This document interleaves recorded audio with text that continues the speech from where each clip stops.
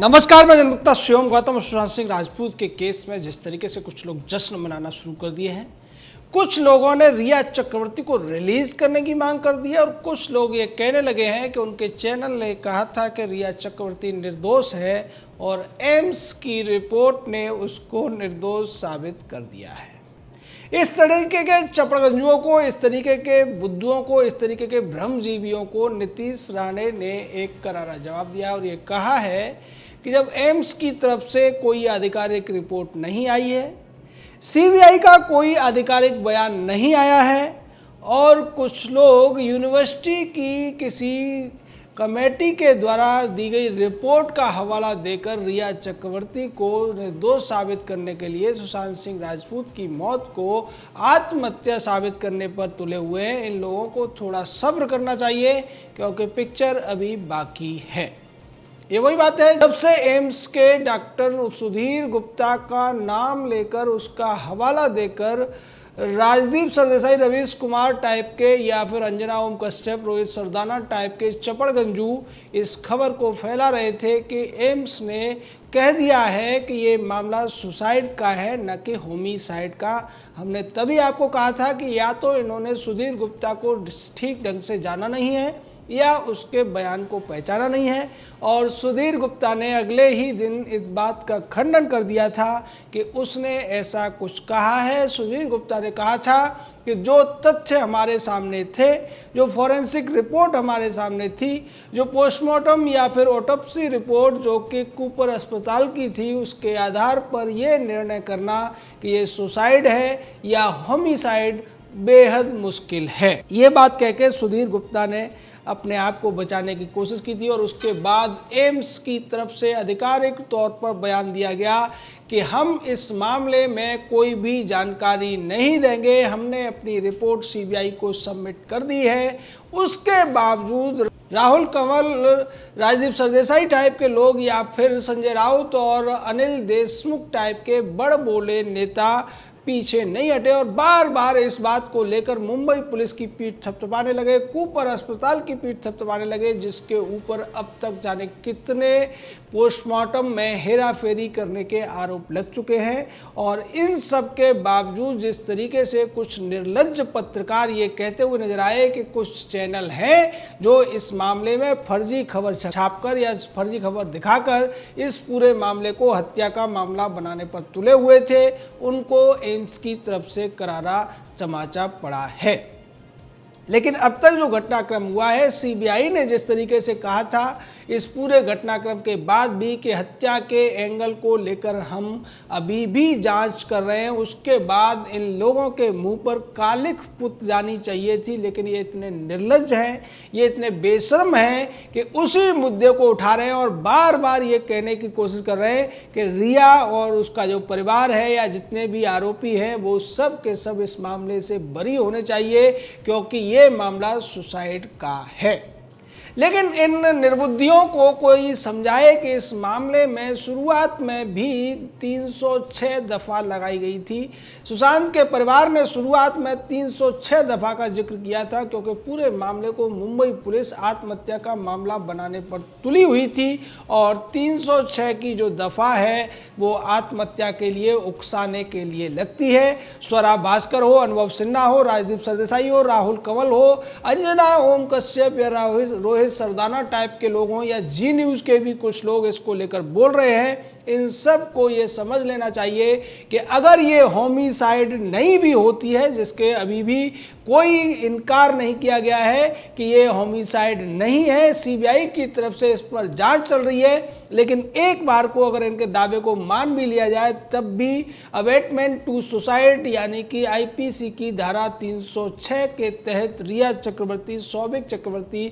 Siddharth Pithani, Samuel Miranda, Neeraj Singh, Dipesh Sawant के ऊपर case चलेगा, वो बरी नहीं हो सकते। यानी कि या तो इन लोगों को कानून की जानकारी नहीं है या ये जानकारी लेना नहीं चाहते हैं एम्स के एक डॉक्टर ने बड़बोलेपन पे आकर विवादास्पद और एक अफवाहात्मक बयान दे दिया और ये उछलने लगे। इन्हें ये लगा कि इनकी जो सुपारी पत्रकारिता थी वो सफल होती हुई दिख रही है। इन्होंने पहले दिन जिस तरीके से निर्णय सुना दिया था, रिया चक्रवर्ती नाम की जो ये दोयम दर्जे की मासूम अदाकारा है जो ड्रग्स का सेवन करती है, लेकिन उन्होंने कह दिया कि वो ड्रग्स का सेवन नहीं करती है। रिया इस मामले में सबसे बड़ी दोषी थी, लेकिन आज तक चैनल ने और उसके एक प्रपंचकारी राजदीप सरदेसाई ने यह कह दिया कि रिया बहुत ज़्यादा प्यार करती थी और प्यार करने की सजा के तौर पर उसको हत्यारन बताया जा रहा है, उसको विषकन्या बताया जा रहा है। विषकन्या कोई बुरा शब्द नहीं है। विषकन्या का मतलब यह है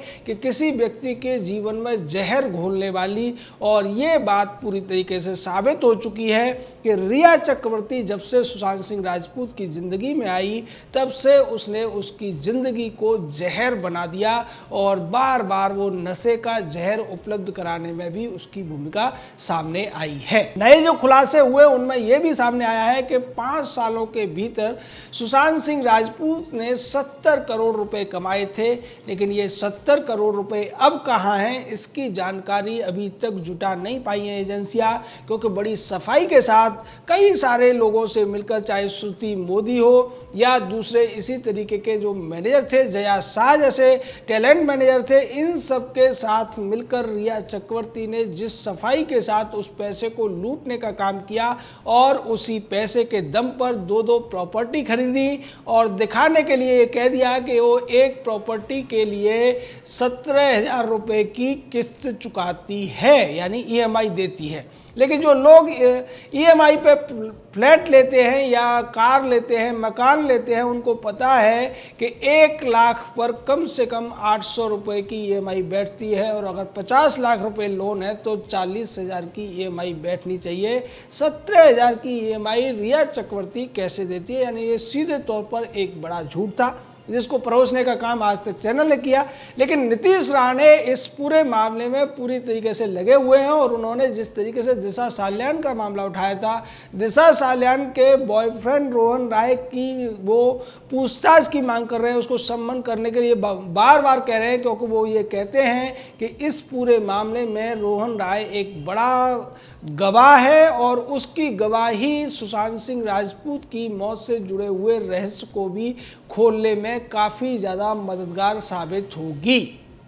क्योंकि ये जो दोनों ही आत्महत्याएं हैं ये आपस में काफ़ी ज़्यादा जुड़ी हुई हैं। दिशा साल्यान सुशांत सिंह राजपूत के लिए मैनेजर के तौर पर काम कर चुकी थी। दिशा साल्यान की मौत के बाद सुशांत सिंह राजपूत काफ़ी ज़्यादा नर्वस देखे गए थे और उसकी मौत के 1 हफ्ते के भीतर ही सुशांत सिंह राजपूत की मौत हो गई। उससे पहले उन्होंने अपने परिवार वालों को ये संदेश दिया था, अपने साथियों को ये संदेश दिया था कि जिन लोगों ने दिशा साल्यान को मार दिया है वो मुझे भी मार देंगे।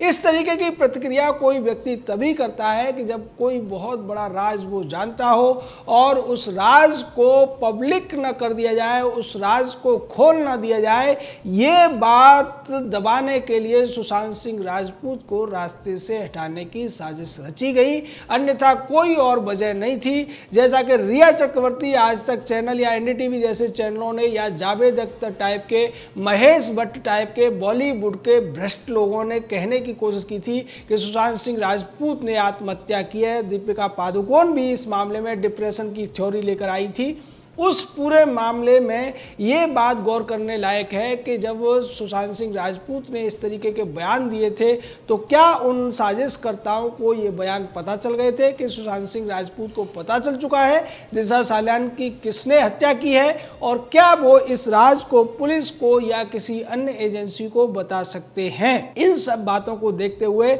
यहाँ कई सारे एंगल्स पैदा होते हैं, मोटिव भी पैदा होता है। चूंकि सुशांत सिंह राजपूत की दौलत को लूटा गया था, एक तो एंगल वो भी है, दूसरा एंगल दिशा साल्यान की मौत का राज वो जानते थे, और तीसरा एंगल ये भी कि जिस तरीके से सुशांत सिंह राजपूत रिया चक्रवर्ती की फजूल खर्ची से नाराज चल रहे थे, ऐसा भी हो सकता है कि रिया चक्रवर्ती इसी बात से नाराज थी और रिया और उसके साथियों ने मिलकर सुशांत सिंह राजपूत की हत्या कर दी। हालांकि सीबीआई इस पर जांच कर रही है। अभी तक ये पूरी तरीके से अनिर्णित है कि ये होमिसाइड का केस है या फिर सुसाइड का, लेकिन कुछ चैनल हैं कुछ लोग हैं जो इस पूरे मामले में रिया चक्रवर्ती को बचाने के लिए इसको आत्महत्या घोषित करना चाहते हैं। और इन सब में महाराष्ट्र सरकार भी है, महाराष्ट्र का गृह मंत्री अनिल देशमुख भी है। कहा यह जा रहा है कि यह सब बेबी पेंगुइन को बचाने के लिए हो रहा है। तो नीतीश रावत ने स्पष्ट संकेत दे दिया है कि वो बेबी पेंगुइन को छोड़ने वाले नहीं है और ना ही सीबीआई बेबी पेंगुइन को छोड़ने वाली है।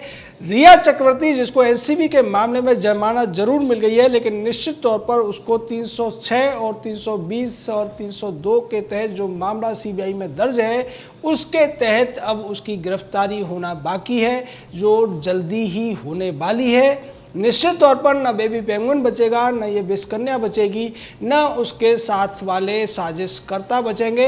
आज तक चैनल राहुल कंबल, राजदीप सरदेसाई या नितिन राउत जैसे लोग या फिर अनिल देशमुख, संजय राउत जैसे लोग, ये तमाम लोग कितनी भी कोशिश कर लें, लेकिन इस मामले में निश्चित तौर पर सच बाहर आएगा। जय हिंद, जय भारत।